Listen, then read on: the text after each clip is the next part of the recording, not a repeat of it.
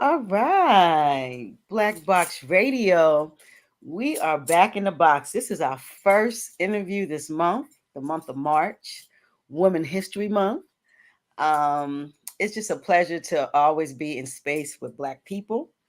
And we're in the King series. So you see that King sitting over there, and we're going to get to him. First, I'm going to introduce myself. I'm Queen. I'm from Black Box Radio. I'm a host here. And we are a media platform for Black excellence. We platform Black people, we platform Black genius, and we disseminate information to the Black community. And on the on the flip side, we humanize ourselves and our experience to other communities who have no clue what being Black in America is. So tonight we have the KinG series, and the KinG series is amazing because we platform men, especially Black men, and it's real important for Black men to have a space to communicate, be authentic, and for the world to see that they're more than the narratives that are actually being contrived for them. They're great. They're leaders of of our Blackness, and I just love being in space with them. And tonight, I have an amazing Black man. I was telling him before we started, I said, bro, you got more letters behind your name than my whole name. So we are in space with brilliance. We have Dennis Ausar. I think it's Ausar. Hope I'm saying it right. Winkler. Is that right, Dennis? It's even if you say whatever way you say it, it sounds good. I will say that. Or saw. So it's Ausar. like that sounds good enough. Dennis Asar, some Ausar. people I say don't. Asar, what have you. Yeah. Oh, I saw. So Dennis Ausar Winkler, Yeah. and he's Yeah. everything. When it comes to psychotherapy, he's an entrepreneur. He's a Baltimore native. He is actually in a PhD program. He's finishing up his PhD, so he's about to be Dr. Dennis Ausar Winkler. So this guy's doing amazing things. He's very intelligent, and we are so glad and welcome to the box. Welcome, Dennis. You supposed to say Well, thank you. Thanks for having me. I see we Thanks, delayed thanks over for there. thanks for having me. Yeah, we probably delayed. Yeah. Yeah, a little delayed. Okay, that's cool. So I'm gonna wait a while when I ask my questions. But anyway, we're happy to have you. And Okay. I want to hear a little bit about you before we kind of jump into the actual subject. Because you're from Baltimore, what side of Baltimore you're from, high school, what have you done before you became doc you about to become doc, before you got all those letters behind your name. So just give us a little backstory on Dennis. Okay. I grew up in Baltimore, as you said. You got Mhm. that right. I grew up in Northeast Baltimore. Okay. I'm gonna say Northeast. You know what I'm saying? So Northeast Baltimore in the building. I'm gonna say I spent most of my time in OYC. They call it Old York and Cater. That's where I kind of grew up at. And Wow. I'm gonna say this again. Thank you for having me. And I love Baltimore, Mm. and I am everything Baltimore. Everything I do is for Baltimore. And it's kind of hard for me to say things about myself, to be honest with you. But definitely, I everything I do is for Baltimore. I'm the son of Dennis and Karen Winkler. I've been an entrepreneur since I probably was like in middle school. Um, I talked to you before, and I told you, and you said, "Wow, you've done a lot of things." So, Yeah. and you made a change, a drastic change. And I say, well, I feel like everything is an evolutionary process. So I've started many businesses Mm-hmm. here in Baltimore. Yeah. I don't do well again speaking of myself, but I'm trying to learn to, because I realize that if you don't shine your light, then nobody will know it exists. You better So, know it. so, You so better I know feel it. like my experiences, growing up in Northeast Baltimore, again, what people call Old York and Cater, which was a neighborhood that was kind of rough. Hmm. Um, but I feel like my my my foundation allowed me to survive and thrive in that area. But because my father um, pretty much kept us in African centered programs and kept us aware of who we are. My mother showed us, love, Okay. and I think what it allowed me to do is realize what it is to be in Baltimore, experience the people of Baltimore, and see the beauty in the people in Baltimore, and understand them from an inside perspective, but Mm. also seeing it from a, I guess I can say, I grew up in a neighborhood where I looked around and I started seeing that most people didn't have their father in the house. I Mm. had mines in the house. My father was taking us places. My father was picking us up. He was taking us to the soccer games. He was giving us things. So it allowed me to see and experience people. So I'm not snobby, I'm humble, and I love my people. That's what's up. Listen, you know what? I want to say something. I think I grew up in over Northeast too because I went to Morgan. I came there at 17. So I always say Yes. I grew up in Yeah. Northeast because when we in college we come so young, and I learned so much in Mm-hmm. Mm-hmm. Northeast before I came over West. But Mm-hmm. definitely, I always say I grew up over there, so Old York and Cato, I'm very familiar. It was hot as fire over there when I was going to school. So that's a Oh hot yeah. neighborhood. Yeah, Old York is Cato is real And I went to known. Northern. Oh Really? yeah. And Wow. so you asked me what schools I went to. So I went to Guilford Elementary School, Okay. which was the neighborhood elementary school.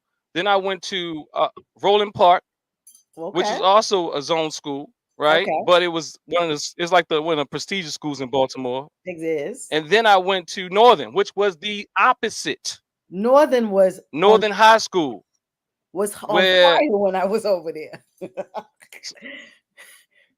so many people don't believe I went to Northern. A lot of people don't even believe I probably grew up around quote unquote Old York and Cater Yeah. because they see this quote unquote polished looking guy. But nonetheless, I'm real, you know. But Hmm. yeah, I went to Northern when they were shooting and when they were people, the brother, young brother named EJ got shot in front of the school when they were shooting in the school when they first put metal in the school. Yeah. So, and yeah, I mean, and I come from the neighborhood that kind of ran the school. So you Yeah. might as well call it Old York High. Real talk. Northern was a tough school. It was a tough school back then. So yeah, wow. I wouldn't have thought that. I would have thought you was a private school guy, but okay. That's what's up. I Yeah. met your They father, say, so you went to Poly, right? No, I went to Northern. No, I they used know. to have a song. They used to say Northern get high. But no, Northern had some beautiful people there. I was in the Wow. fashion show at Northern. I Mm, was look, I'll give you some other accolades. I won best dress. All these type of really? things. So Northern I love Northern. Okay. And also we were state champions for like football and all that, all that type of thing. Yeah. Okay. I Northern. hear you. Baltimore, I love it. I see Yeah. you repping Yeah. repping over Northeast. I get it. That don't happen often on my show, but thank you for Yeah. that. So that's what's up. Well, we both love That Baltimore. don't happen often. Nah, that don't happen. Northeast, nah, nah. I Uh-huh. rep Northeast a lot because I'm always calling out Morgan because I'm a graduate. So I'm always calling out the Morgan State University. But to hear someone talk about Northern and Old York and Cater, nah, I don't hear that often. So it's good to hear that. It's definitely good. I grew up feel like over there. That's my area for sure.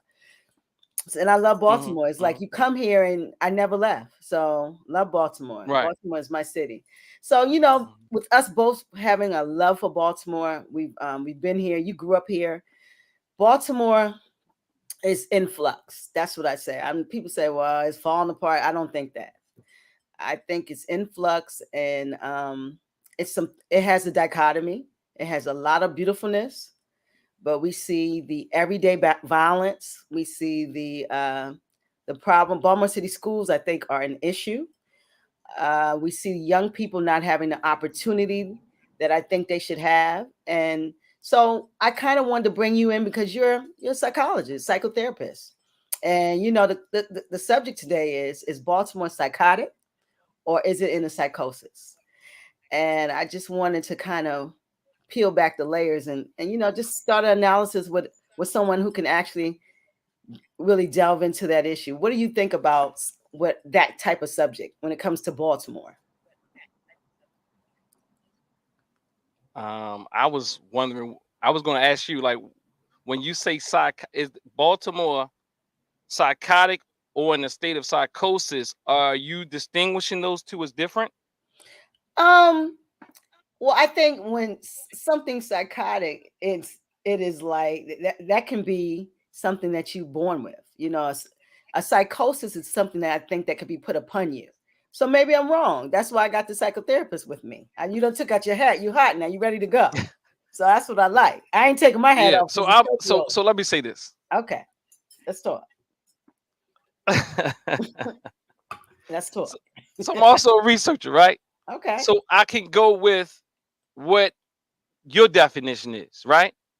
But when I look at the clinical definition of a thing, Okay. that it's like the state of being psychotic is being in a state of psychosis, Okay. Gotcha. right? Mm-hmm. So now it depends on what you mean by is Baltimore psychotic. Now, if you told me what you meant, now I can go into clinically and say, well, that'd be kind of hard to kind of diagnose, a whole city, right? Or what do you mean? Are they delusional? Are they hallucinating? And if they are they hallucinating to a level or to a degree where would it be considered someone who's suffering from some form of uh, psychosis?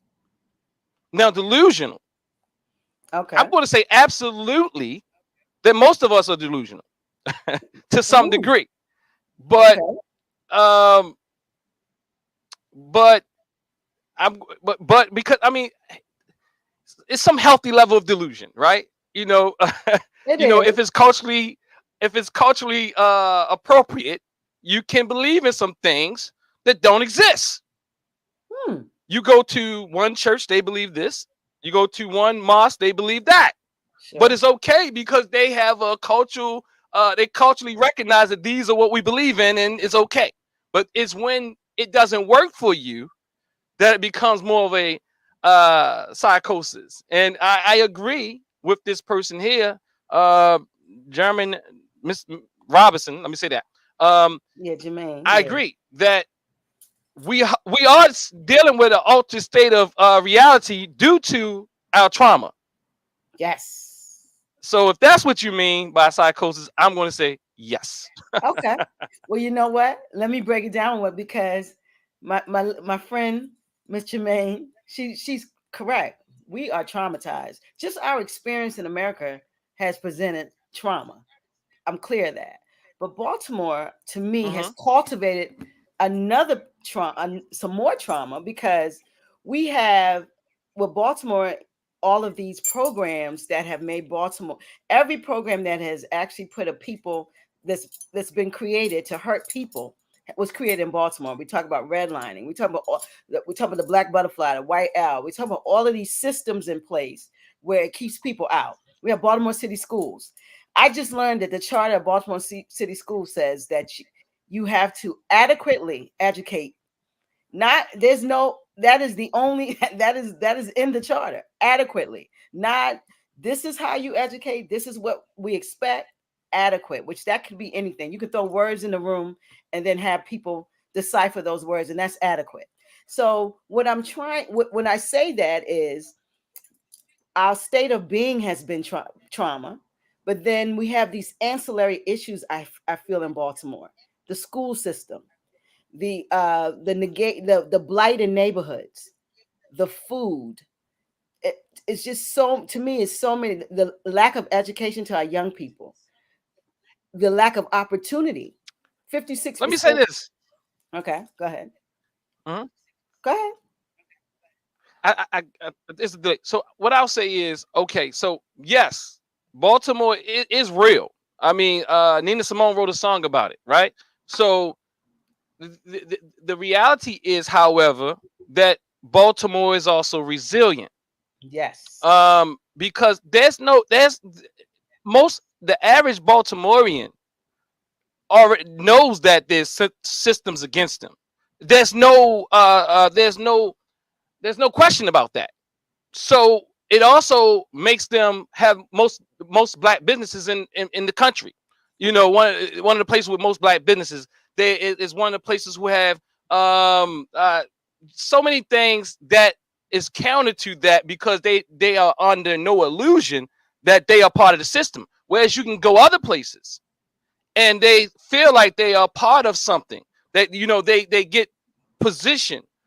and they feel like they're a part of something, so they just go along and get along. Whereas you find in Cherry Hill, you find people who are entrepreneurs and have buses and stores and selling things out of their homes, and you have people on the corner selling things, and you have people who selling things out of houses. You have some of the one time the most black businesses as of recent, maybe a few years ago. I'm not sure what it is now. Was in Cherry Hill? Well, not in Cherry Hill. I'm saying Baltimore has is one of the cities with the most black businesses and had the most black businesses nationally. Is that So you right? have people who are resilient because they're not confused about the trauma that's happening here because they experienced it. Okay. Now, the trauma is a problem because when you deal with trauma, then you do become delusional because everybody becomes your enemy. Wow. So, even sometimes when you're trying to help a person, then what happens is you won't take the help because you can't trust nobody. So I think it's two coins. It's a two-sided coin, or it's a coin. It's only one coin, but nonetheless, people in Baltimore are also resilient and understand they got to do for themselves. And so you see a more authentic person lots of times, and they don't have a lot of patience for phoniness, quote unquote, because they like, look, no, I mean, we gotta get this. Got it. So you took. So I see the hustle mentality, but then folks, so what Okay. I hear a lot of people talk about is the violence that we see. It is it. When I first came to Baltimore, D.C. was the most violent place in the country. Not the same Baltimore hadn't had problems with violence, but Yeah. it is, for me being here, is a different city now than when I was Uh-huh. then 20 years ago or 15 years ago. And Uh-huh. every day we hear these heinous murders and the things that's happening. What is that breakdown? That is that a psychosis or is that psychotic behavior? I would say it's trauma. So again, Love it. it's survival mentality. I have to live. I'm trying to survive. And 20 years ago, it was. I know when you look at the statistics now, it's because it's so many. It's so few people here now. But True. 20 years ago, in the 90s, it was really one of the top cities as well with violence.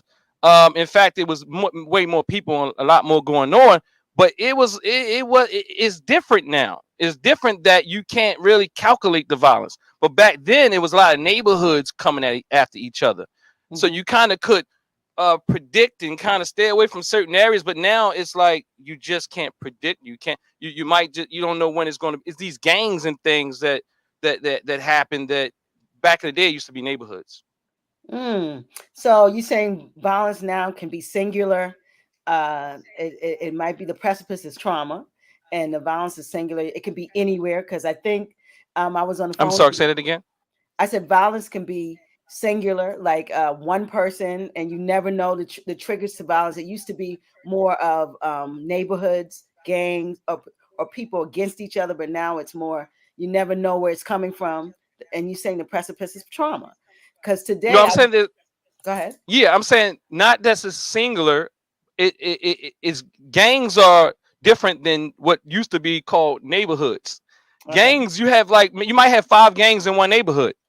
Back wow, in the day, if you lived in a neighborhood, you that was your neighborhood. That's why I went to Northern because my neighborhood was kind of like, look, you ain't gonna have no problems if you go to Northern, got you it. know, because but now it's like I walk down the street in my neighborhood and it might be a rival gang. Not to say that stuff didn't happen then, but it was a lot more. Oh, we go to the club, we go to the club deep, and we go and we know we representing. It was more predictable. Now it's not as predictable.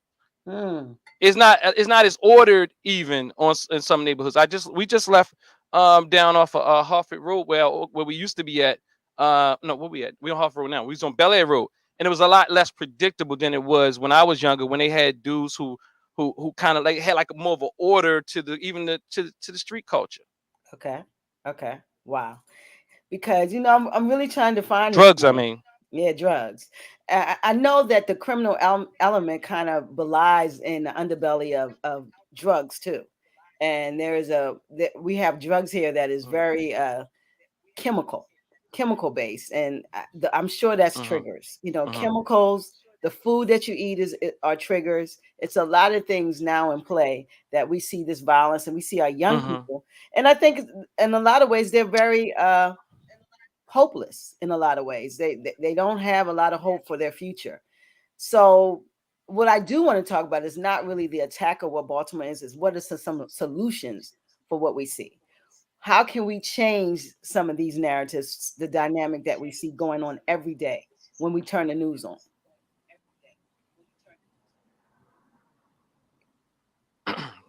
I think from what I heard, how can we change some of the dynamics that we see?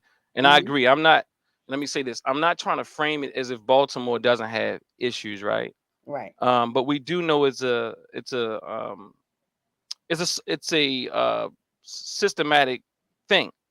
But sometimes we get lost in the believing that those who don't have the issues in Baltimore are doing better, when as they just think they're doing better, Mm. but because when we, I mean, because people, you go to DC, black people think they're doing better, but they're not, Wow. because they have a club they can go to that they don't own. But if you go to DC and you look at DC and Baltimore, black people will be in DC talking about how good DC is because they have clean streets, but you don't live there. You're subjugated to one side, whereas in Baltimore there's more of a diversity, where Wow. you have black people of all different uh quote unquote, I'm gonna say, classes or what have you. There's decent neighborhoods in Baltimore, and then there's some more rough where the trauma is a little bit more heightened. So we know this thing is systematic. So I would say what we have to do is we have to heal from the trauma. We still have to fight this thing from a social level as well as a clinical level. I think we have to really speak to people like clinicians, like Dr. Barbara Ragland, who's in the audience, who says psychosis is a mental illness. Psychotic is a behavior that manifests out of a psychosis state of mind, right? So, Absolutely. so basically, I I think that we have to really start to examine this thing from a psychosocial perspective. What And is a that? lots of times we're reactionary, and we're just responding from emotional perspective. So in other words, we have to heal. We have to heal the trauma. We have to deal with the trauma. We have to realize the trauma has created a belief system that keeps us becoming re-traumatized. See, Mm. people who have been traumatized are more likely to be traumatized again. And Wow. then what happens is, you talk to a person who's been traumatized, you can't tell them that something is safe when it's not, because they believe that now you're the enemy. So what happens, or like, for example, lots of times I have to not shine my light, or at least that's how I thought. I'm not doing it. I'm trying to get out of that, is because people sometimes believe when you get a few letters behind your name that now you're the enemy because of the system. Somehow you've been, and maybe because you do not agree with certain things that they're saying, that somehow you're a sellout. That's part of the trauma that we dealt with, that we haven't healed from. So when we come and try to help, it's a little difficult, because now, oh bro, you must be Uncle Tom. Oh bro, you must be this. Oh bro, sister. Oh well, you went to the white person school. Anything that you don't agree with. No, we have people who have gone to school and learned how to be all types of professionals that really have your best interest at hand. But because of the trauma, we can't trust you. Wow. Wow. Now that's something right there. You said a whole mouthful that a person who's been traumatized is likely to be traumatized again. Yes, Wow. Okay. Man, that's something to unpack. So you said we need to deal with the cycle. What did you say at the beginning? The cycle. because you believe social trauma. I say psychosocial. I can't remember what you was talking about there. Yeah, you said psychosocial something. And I But was like, what is that? You said we have to well, heal. we have to have And a psychosocial approach okay. to healing. So Okay. we have to heal that trauma. That trauma. See, when you've been through trauma, it breaks down your social system. It breaks down Mm, your ability to be in relationship, because the reality is you can't trust. That's the mm, main problem with trauma. You begin to not trust things that are trustworthy, and then you mm. begin to continue behaviors out of your trauma that perpetuates the trauma. Key one, if a person, if we take this down to a micro level, we'll Mhm. realize an individual who has experienced rape, you'll say, why she keep being raped? It must be Mm. her. No, it's because the way that now it changes the mind and the way you move, and you're trying to defend and ward off, but you're getting in your way because of you're operating from a place that is it just changes your worldview. It changes the way you see things, and it changes the way you feel. So lots of times you go and look for thrills when you've been traumatized. That's why in our community, lots of times we get caught up in a lot of thrills because and so we pick mates that are thrills. So we pick preachers that are thrills. So we pick anybody that represents us that makes us feel good. And hence, Mm. these people are more likely to abuse us, re-traumatize us, and then pass it on to the next generation. You coming, brother? Woo! You said that is Now because it's breaking up, so pardon me for like any delay or anything like that. yeah, yeah. I know you're breaking up, so I'm trying. I'm giving you the time to hear what I'm saying. You said, and that is amazing.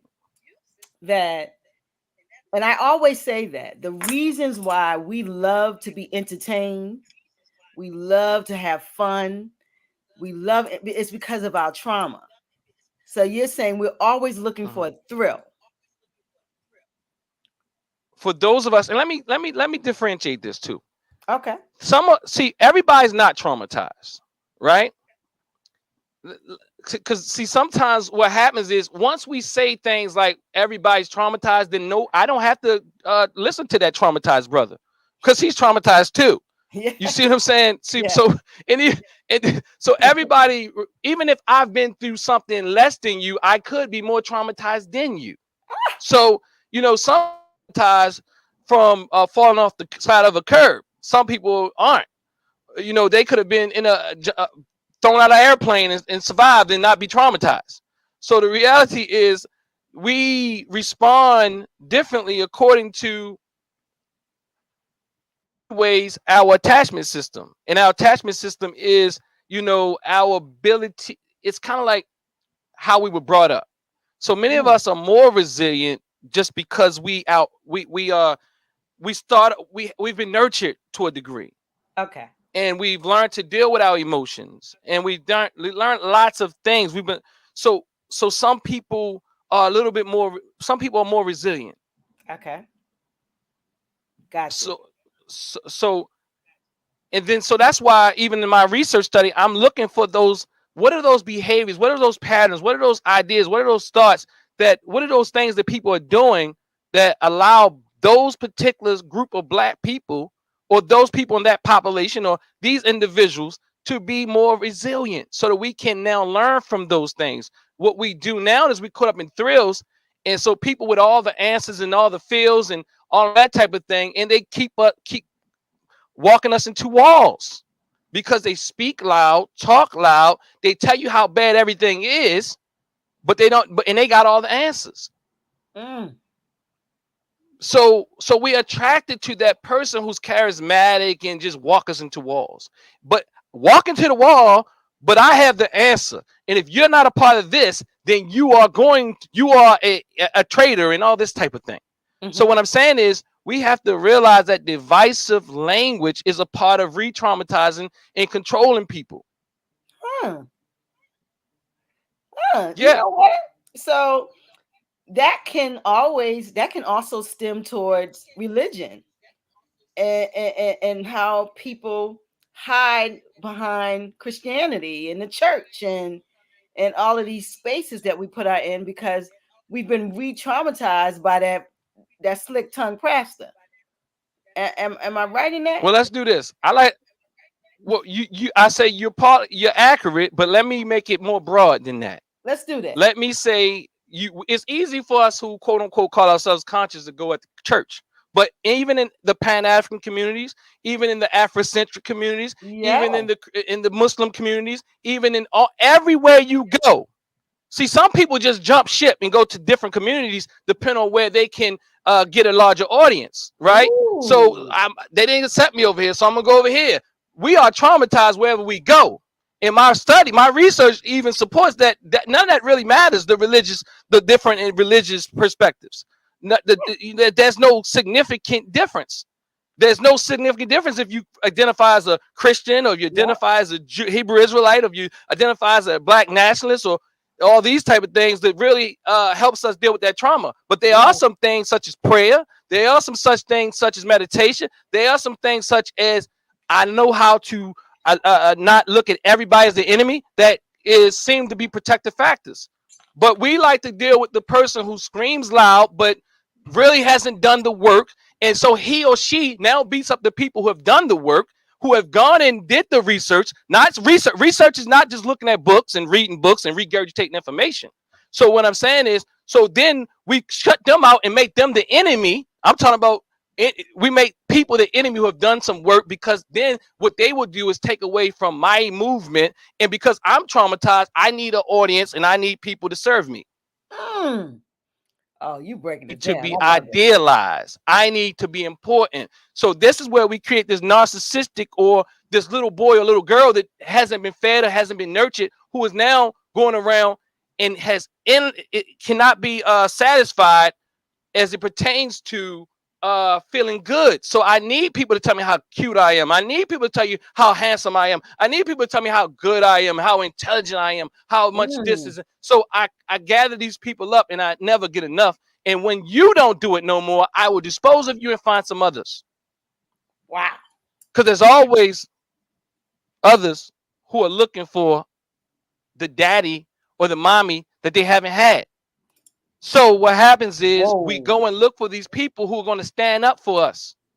Supposedly, they stand up for us many times so that they can now manipulate us and control us and get what they need out of us. Mm. So is this how gangs work and all of these affiliations work? Because now you become a part of something that you didn't have at home. Is that the kind of is what you're saying more or less? Yes, exactly. Gangs are, see, we talk about the gangs, we talk about the churches, but I'm saying it's everywhere in the black community, the white community. Wow. Everybody's caught up in it. The war right now is going on. The ones who are actually like the resistance, and those who are going in to say I'm fighting for my country, those that say I'm fighting against stuff, you have to put a narrative in their mind to allow them to feel like they're dying for a reason. And now you're just cannon fodder while the people at the top are manipulating you. You know what I'm saying? That's what happens. It doesn't matter. See, we can go and point the finger and say, look, that's what they're doing, that's what the white folks are doing. No, but that's what's going on right on the corner in Baltimore City and every other city. That's what's going on in households. That's what's going on in churches and mosques, but that's what's going on in Pan-African organizations, Wow. Afrocentric organizations, all these organizations. But I am also going to say there's also people out here who are genuine. But now there's some traits, there's some patterns, there's some things that we can look into, and we can identify these things. Okay. Because when somebody say you can't tell them nothing, when somebody's ego is so easy and fragile, when people always got to point the fingers, you kind of pick up these traits. But what happens is they get into your mind and have you challenging your own feelings, your own beliefs, your own everything. This happens from your household to the damn to the powers of the world. There's Mm. oppressors everywhere. And those who are in the house will have you pointing the finger at the oppressors up so high so that you will ignore the oppression that you're putting on them. You preaching it. Bro, I listen. You coming. I love it. So and you know what? And what you're saying is so amazing because you're saying that it's everywhere. We point the finger, we'll look at somewhere over here, but it's happening right in your home, or it might be happening right in your little Yes, crew, but you're your mother looking did it, your everywhere sister else, did. huh? Yes, because they are the enemy, Uh, and I'm protecting you from the enemy. So you bow down to me because I have the answer. mm, You got to have an enemy to control people's minds. uh, The enemy, they all of them the enemy. Don't go out with your cousin. That's what happens on a very micro level in your household. Well, your cousin doesn't like me. She doesn't like you. Your mother did that to you. Why did your mother do that to you? So you always have to create enemies. The church, this church against that church, this mosque against this mosque, this Pan-African organization against this Pan-African organization. Even they do it in subtle ways. Sometimes they just drop things. Just put this here. Let me lay this right here so that I can plant seeds to have you questioning these other groups. I'm telling you, we have to the answer. One of the answers is we have to realize there's no entire any group, any religion, anything that is totally anti you. Some people are allies. Some people are helping you. They can make mistakes. We all make mistakes. Like, I'm a man. I might say something to you. You might feel like it's like misogynistic or something. Now, bring it to my attention. I will apologize, but I can't understand how it is to be a woman completely, and I can't be. My tongue will say things sometimes to hurt you, because that Mm. would be called a microaggression. But bring it to my attention. But don't just discard me because I've done it, because I don't know everything about a woman, and nor does women know everything about men, nor do white people know everything about black people know everything about white people, Asian people, or whoever else. But Yep. so we get caught up, and we get caught up into the whole them against us, and it's being weaponized to control us, Hmm. so much so that our emotions are out of whack because somebody said something. Like for example, when I was younger, if somebody said nigga to me, excuse my language, Okay. I'm sorry. This If Black they Box said that to Radio, me, I probably would kill them, like jump over a bridge and kill myself trying to kill them. bro. I'm not jumping over no bridge trying to kill myself trying to kill you. I'm not, you don't have that much control over me. Mm-hmm. I know who I am. When you know who you are, you don't have to respond to that foolishness. And then there's more subtle ways where, oh, did he say that to me because I'm black or white? Well, have you ever thought that maybe it's him the reason why he has some things and he hasn't worked on some things? And we sometimes think white people are more they know that they have this supernatural power and they have more greatness and intellect than us, and they They know when they're don't. doing things. No, they are pawns and victims as well. Absolutely. Absolutely. Absolutely. Wow. You breaking it down. And so it's how does one who don't have the kind of let's say research, the knowledge that you have, how do we negotiate these micro aggressions, these these things that we go through every day and we don't recognize that is actually some form of control. It happens on your job, it's happening everywhere from what I'm hearing from you.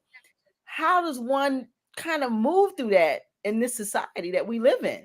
We live in a capitalistic society. They got to control you.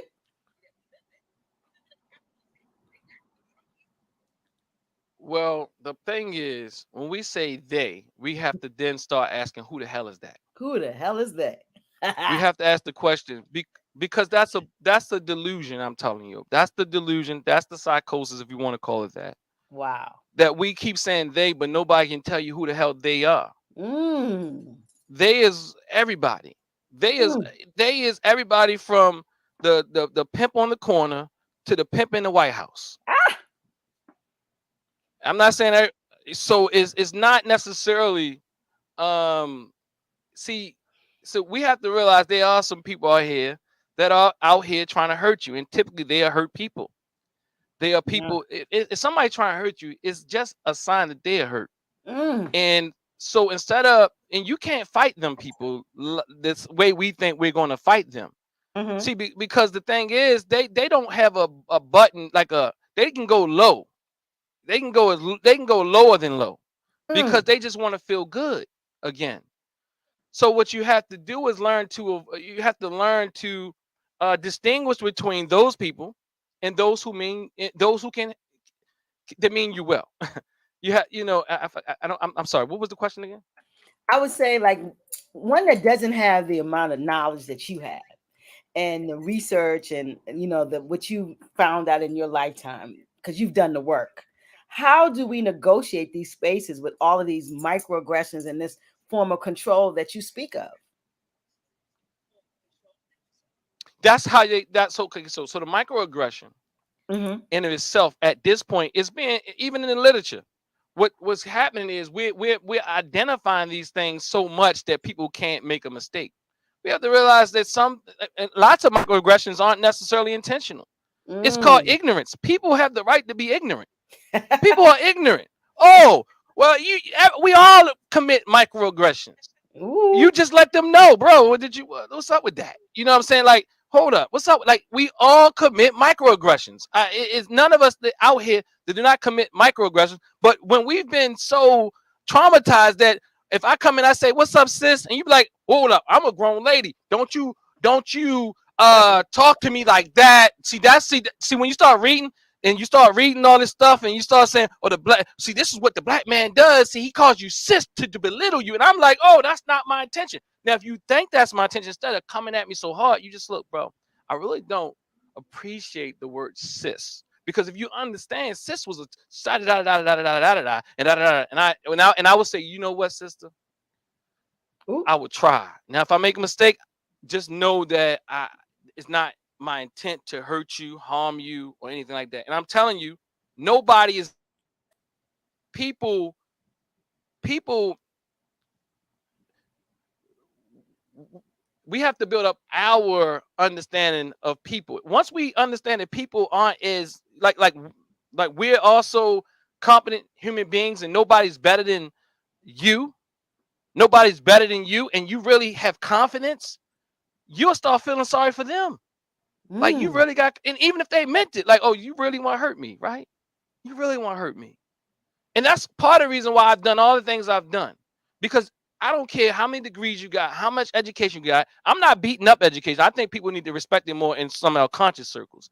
But what I will say is this: you don't have to put yourself above nobody.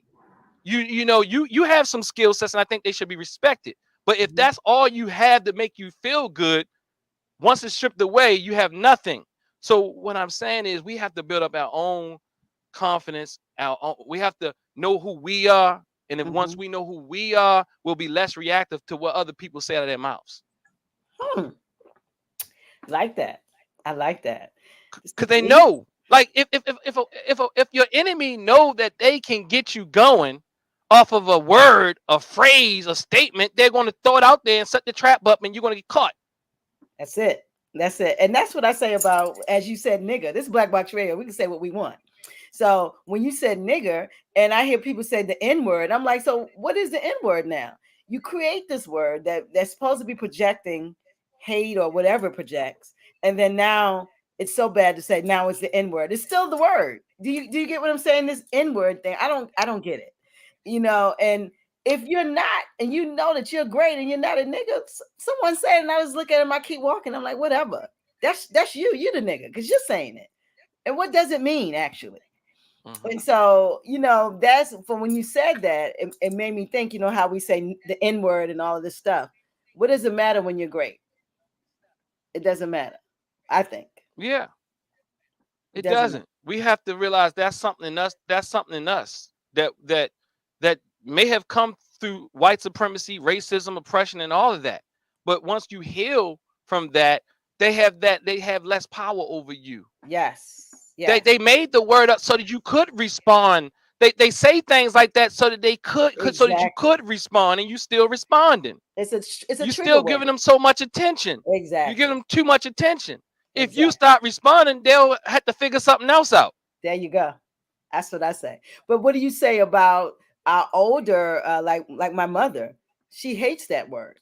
And I hear a lot of old. They want, they talk about the rappers and the young people who, they call each other nigga, my nigga. It's a word of endearment to them.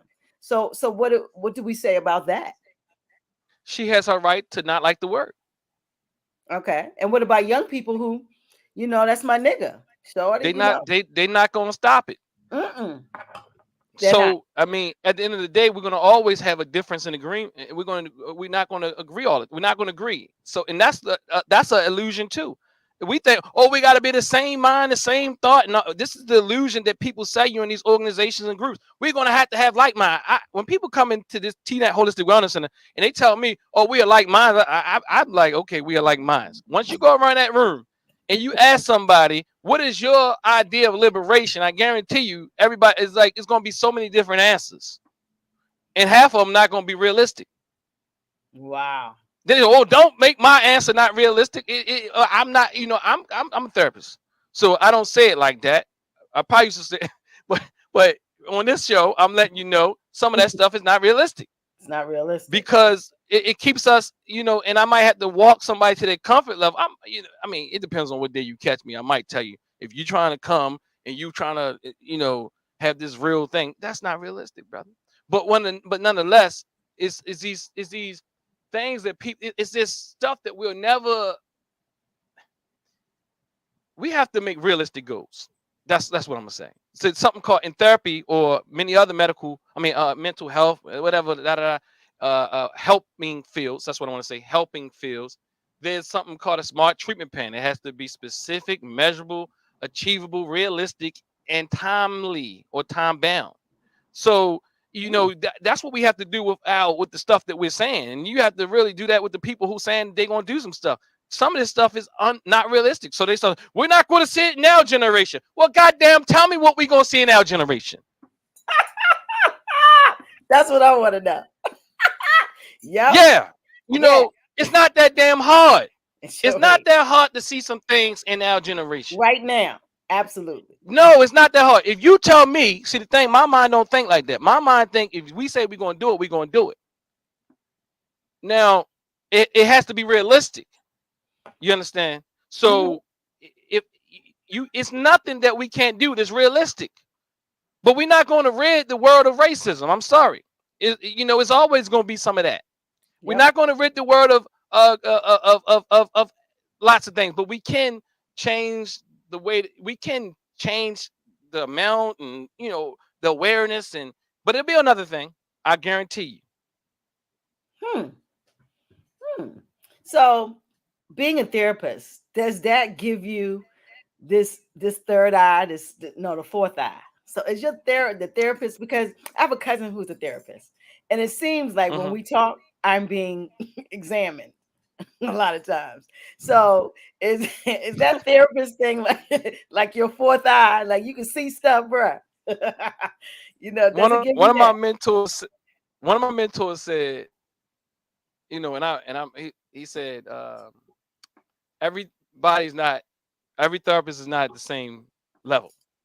And we all the same, that's kind of like how but I kind of cringe, but now I understand it.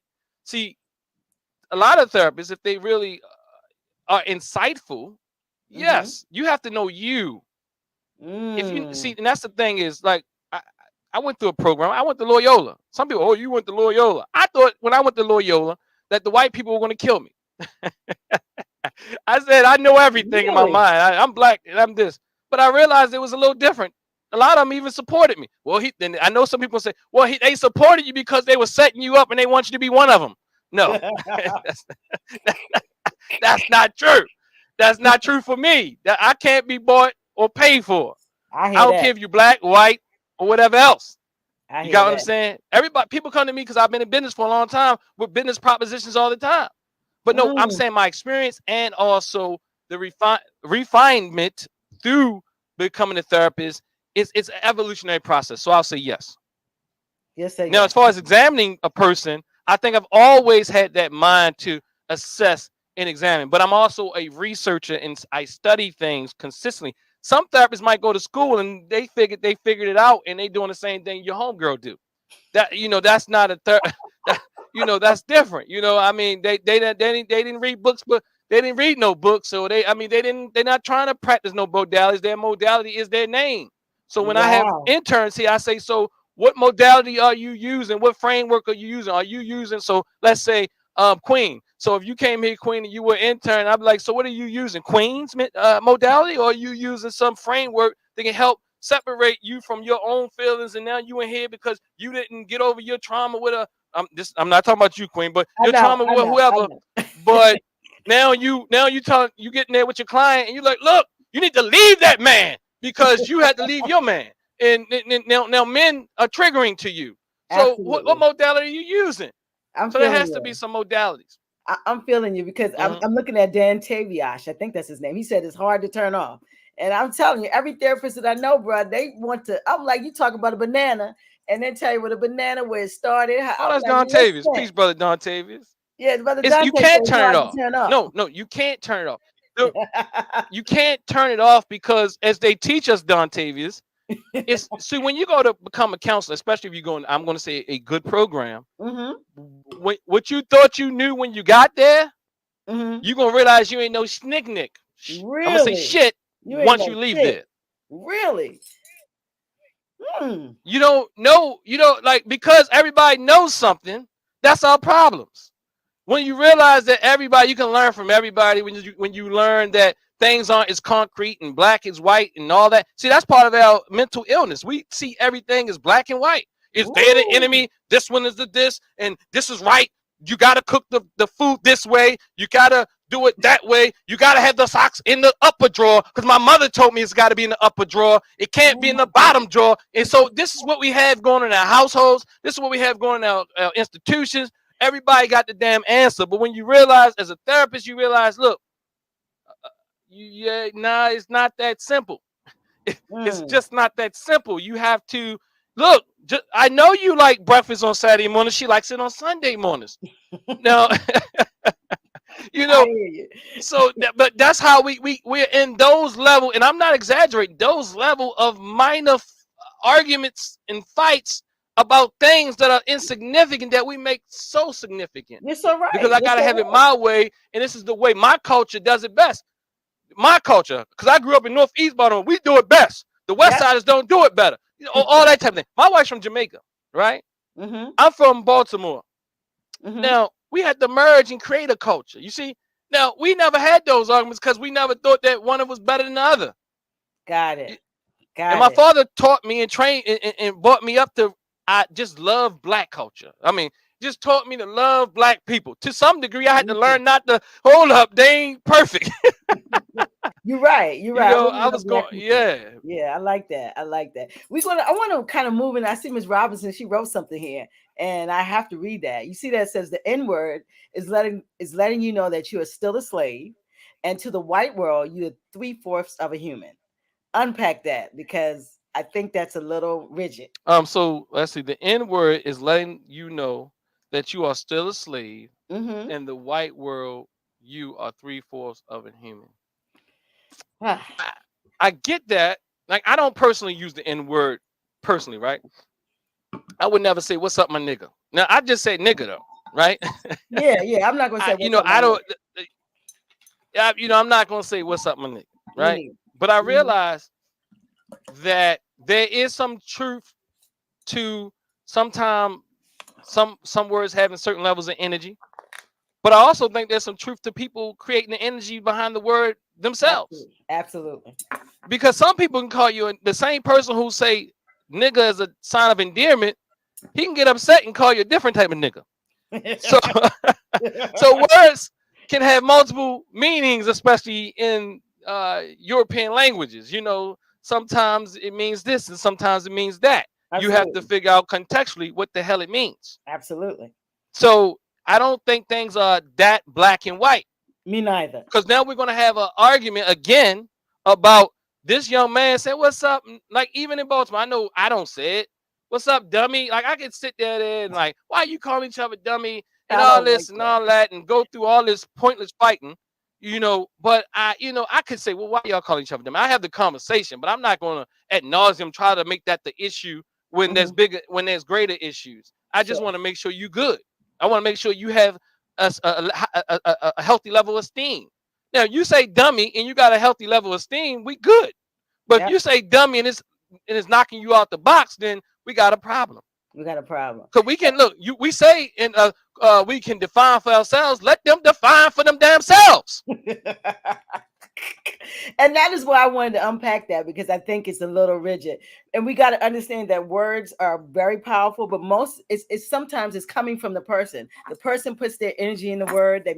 They define the word from their experience. So I don't particularly think that word should be something that bothers you if you're great. That's just where I am. And that if you look in Spanish, Negro means black. It means a color. But in this language, it means, at one point we were called Negroes. So it kind of, words mean different things. So that's what I want to say about. Now, I do think there's a certain vibration, though. Me too. Like Dr. Ragland says, I see what that. about the word Bitch. bitch? Mm-hmm. Right? Yeah. Now, lots of times there's a certain vibration in the people who uses those words. That word specifically. Some people, like I come to find out that we can do a research study, right? Right. And find out what is the level of esteem for people who use the word bitch, excuse my language, and Oh, and and that's and true. see how that's working for them. My notion is that might be some aggression there. It might be some stuff going on there. But I don't think bitch and nigga, I think there's some levels of it, but Yeah. I still think there's a different stench for that comes behind that. I love that. You said stench. I hear you, bruh. Listen, Stench. because women sometimes, they refer to each other as bitch. You know, I don't know if it's nice, but it doesn't mean anything bad. And so a lot of times, I think we put a lot of um energy and what the word and how it feels, but I think it comes from the person and at what's happening at that time, because you can, they say you can be a good bitch and you can be a black bitch. I don't know, but these words have a lot of meanings, and it's also the time that's being used to me. So, but I try to stay out of what it means to one person, because it might mean something different to another. you know Absolutely. And I'm saying that I think you would have to do a study to really know, right? You have to do to some really kind of know. study. I Yeah. mean, other than that, we speculating. But the other thing is the same thing with weave. Like we like people with weave got low self esteem. Like we think people with weave got low self esteem, and the research doesn't support that. Nah, I don't think that. It doesn't support because you got weave, you hate yourself. Nah, nah. I think some of But these people in they our love communities, weed. we would say that. Yeah, yeah. I hear you. So it all depends. But But we the at the reality is mm-hmm. there are some people who do have self hate because Mm, and the reason why they change their appearance. But that's not the majority of the people. absolutely. There's women who put blonde in their hair. They aren't thinking about being white, but we want to make them think they're being white. Absolutely. There's no they just saw another sister put the blonde in her hair and it was a little bush and they said that looked good. I think that would Absolutely. look good on me. So Yep. there are some people who do want to put a blonde this and change their eyes and the face and all that who have self-hate. But Yep.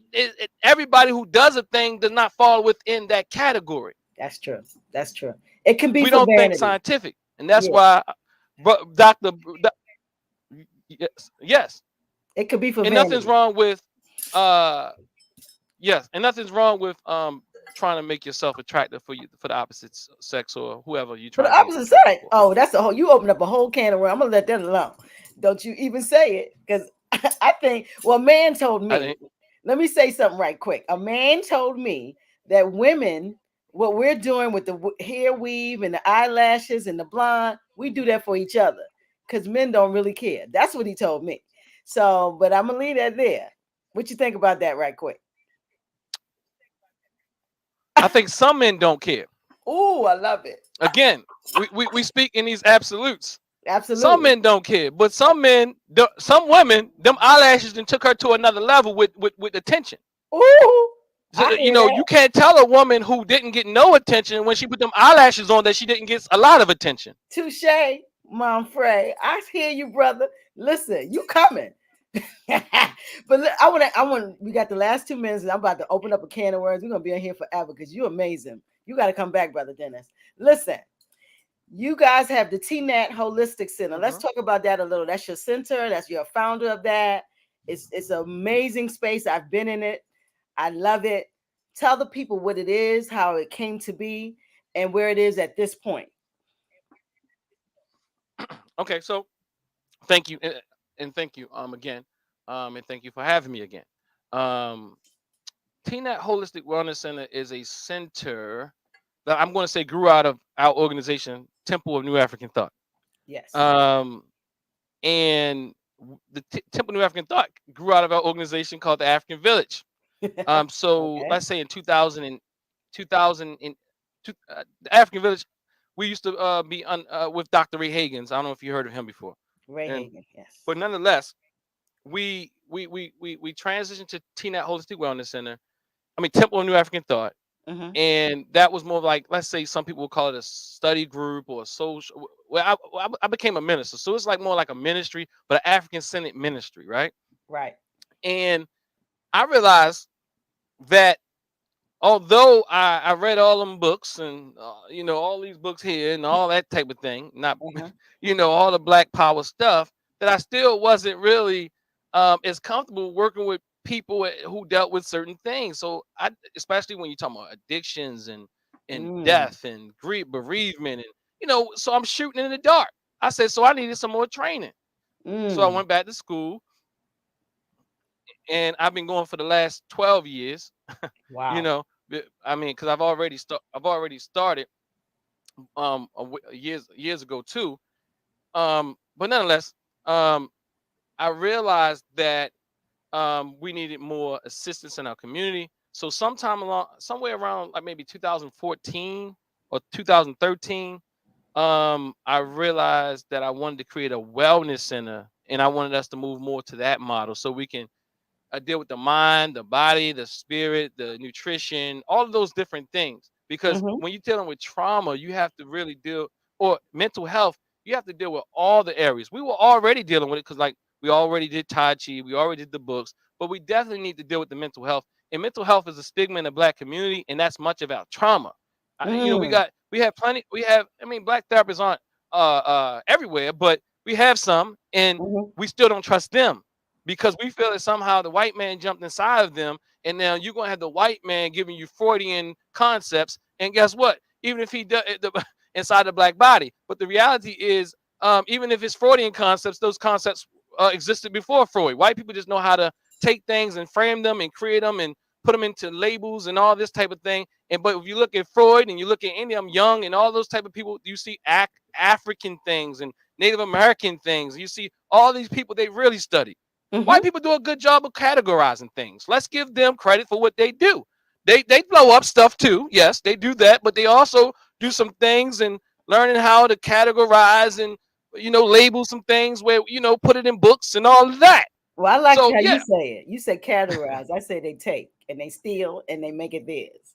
But I like that categorize. Let's use that.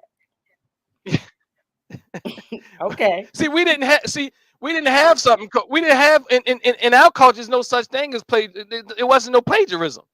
Well, They made up plagiarism. absolutely, because they're the plagiarizers. But go ahead. Absolutely. I would Absolutely. agree because they had to defend some things. At least Exactly. because when you're afraid, you feel like you got to defend and have ownership and control of things. Absolutely. But when you are at peace, you don't have to do all of that. When But you That's right. naturally, in their environment, you gotta defend some things because if it's cold and you have to categorize things and you have to look and plot things and look at things when you're dealing with these seasons of cold and you might you have to organize things. So that is a strength of theirs because they needed it. We didn't It- need it. Yeah, we didn't need it because we naturally did it. No, So no, the environment was on our side. absolutely. But go back So to even in that. America, if you look at America, you'll see people on the East Coast are different than people in the Midwest to a degree, or cold climates. They're a little bit more industrious and more. You have to do what you have to do to survive. Absolutely. Absolutely. Okay. So TNAT now is where and what kind of services do you guys offer to the community? Uh, 5525 Harford Road, Baltimore, Maryland, 21214. We offer mental health counseling, of course. We offer coaching. We got Brother Bakari in the chat. He's a coach and he's like leading that life Is that right? coaching, That's my man. nutritional coaching, health Really? coaching. We have herbs. We have herbs. We have African artifacts, and we have jewelry. We have Tai Chi. We teach meditation. We have men's issues group, women's issue groups. We have Mm, we, we, we have we have so many things that's what becomes the problem with me to kind of really. It's kind of hard to say all that we do. We do so many things that it's really about really um healing people from a holistic perspective, and we have about daggone near everything that you can have from this perspective to do it. We have our NGIA fellowship, what we call Mayat Circle of Enlightenment, where we Mm, deal with these issues and we talk about these things on Sundays, like you and I spoke here right now. So we speak about these real issues and we learn to really get control of our body, because wow. when the quote unquote enemy knows what you will react to, he or she will throw it out there and let you react and you think you're doing something. But we learn here to not become so reactionary, but we become more of responsible. We become responsible in responding. Mm, I love that. I love that. I love that sentence. Amazing. I've been in, but Bakari, that's my man. That's a good brother right there. So you guys, and I love your father. I met him, and he's every time I see him, he's smiling. He's a good guy. Um, and your family, you guys are very close, and that's a beautiful thing. You do things as a family. So I love you guys in this space of healing Black people.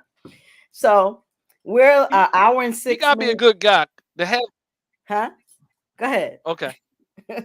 I was saying he has to be a good guy, because when you have a son, see somebody who's not emotionally immature, they can't deal with your son and work with their son. He worked with me, and I'm a hard driver.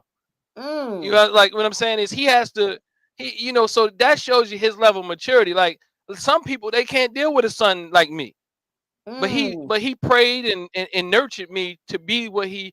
Sometimes I get on his nerves, but his maturity still is there, his confidence there, his esteem is there to say, all right, that's what you say. Okay. I love You know. I love that. And he's a Tai Chi master too. Ain't too much messing with him. He's real secure in himself Yeah. and his No, tools. no, he ain't. No, he ain't. He ain't nothing to play with. No, and he ain't no pushover. So Nah, nah. yeah. So he taught Yeah. me well. It's excellent. It's good to come from when you got a good tree root. Then I see the fruit. The fruit is okay because the root was really together. So we're in hour and 7 minutes. Hmm. I want Hmm. you to lay some inspirational stuff. Give us a jewel. Give us something to walk away with from Brother Dennis. You said give us a jewel. Yeah, we Oh need man, Brother I, I, Dennis sh- I guess I jewel. should have prepared for that. But Nah. but let me just think about it. Okay, I would say learn how to question everything. I'm going to Mm, say don't take things just for face value. Question your thoughts. These are the thoughts where we probably should question the most, because we believe we know, and we get so caught up in thinking we know that we don't have more room to grow. We don't mm, open up ourselves to see. If you believe that any body, any group of people, any sex or race or gender, or what have you, is totally your enemy, do the work. If you believe mm, in a neighborhood is totally your enemy, do the work. If you believe that most Black people are poor and they criminals and all this type of stuff, which we believe too, which is not true, not true. you know, then do the work. Because see, the media does not, the media, which is many different forms, what you see on TV and what your cousin told you yesterday, it paints these pictures in our minds that are not always accurate. So Mm, learn to assess, take in, listen, even if you disagree with a person, breathe through it, and then go and examine it. And don't look for information to prove what you think you know. Look for the information that goes against what you think you know. And that is research. ah, that was a nugget. You said look for information that does not prove what you know. Look for information that proves what you don't know. That's research. Did I say that correctly? When you go, so research is looking to to invalidate what you think is true. And Mm. once you invalidate it, it's now a null hypothesis. It's not true. It is not true. Now there Mm. might be a certain percentage of truth, but how much percentage is truth? So we look for stuff to affirm what we know versus Yes. looking to disprove it, and that's why we believe everything that somebody told us and what we thought we because I grew up on it, or Tom and Jerry told me, whatever. It's just we believe these things. Look for something to counter what you believe you know, and if you can find it, then you got some more research to do. That was a great jewel. That one I'm because when I go look, I'm looking Thank you. to find something to validate what I know. That was powerful, Absolutely, brother. Yeah, that was brother. real. That was part of Dante said, look for knowledge that goes against what you would think you already know. That's a word. You're right. That is a word. So, Brother Dennis, listen, you are powerful. Um, I tell you, when I do this Thank series, you. You are too. yeah, when I do this series, it is to find extraordinary black talent, especially black men, and you are that. And for that, I appreciate you today. I appreciate what you brought to this platform. And it's just amazing and always a pleasure to be in space with black men who are powerful and who have a love for black people. So I appreciate you, brother. I, I'm hearing you, and I'm going to say thank you for bringing me on. Okay, I'm hearing you, and it's kind of breaking up, but I want to say thank you, and I want to be a regular because I said this year because I cannot. I'm just gonna put it out there. I've been dulling my light to help people feel comfortable, but the Mm, reality is I need to shine that light so that we can reach more. So we're gonna have to deal with it. So bring me back, bring that's me right. on. That's right. I can be a regular, and you can bring all the powerful other people on. But let's do it. Yeah, I got to get the Dantes and the Bakaris and DJ. Mhm. I got all these people, and I love you brought some people. And who is this Doctor Men Behind Bars? Who's that? Dr. Ragland? What you say his name That's was? Dr. Ragland. You got to have him on. Yep. Yeah, I need that brother. He's very prolific. You can check out his YouTube station, Yeah, I'm Men gonna check Behind Men Bars, Behind where he Bars. does an actual broadcast. He does a broadcast here, where he does episodes called Inside. What is it called? Dang, my Men mind is Behind slipping me right Bars. now. But look up Men Behind Bars, Okay, and he has some phenomenal interviews on there. Brother Bakari's been on there. Yeah, I'm coming for you, brother. bullpen, Dr. Ragland, bullpen. Yes, a bullpen. Yeah, I'm coming for you, Dr. and Ragland. I love what he doing. he's phenomenal. So, yeah. Phenomenal. Well, listen, we are gonna after we you stay on because we're gonna talk for a little bit afterwards. But I appreciate everyone who's in the chat, who's looking at this. Please check out Black Box Radio. Look at our check out our website, blackboxradio.com. Please subscribe to our YouTube channel, Black Box Radio. And if you need to get in touch with us, blackboxradio@gmail.com. I've enjoyed this, Brother Dennis. We are boxed up and out. Can I get some deuces from you? The deuces. Can you hear that, Brother Dennis? Yes, I can hear you. Can I get that deuces from you? We out of here, brother. Oh, peace, peace, peace, Yeah, family. peace. Don't go nowhere, Brother Dennis. All Okay, right, y'all. Good okay. night.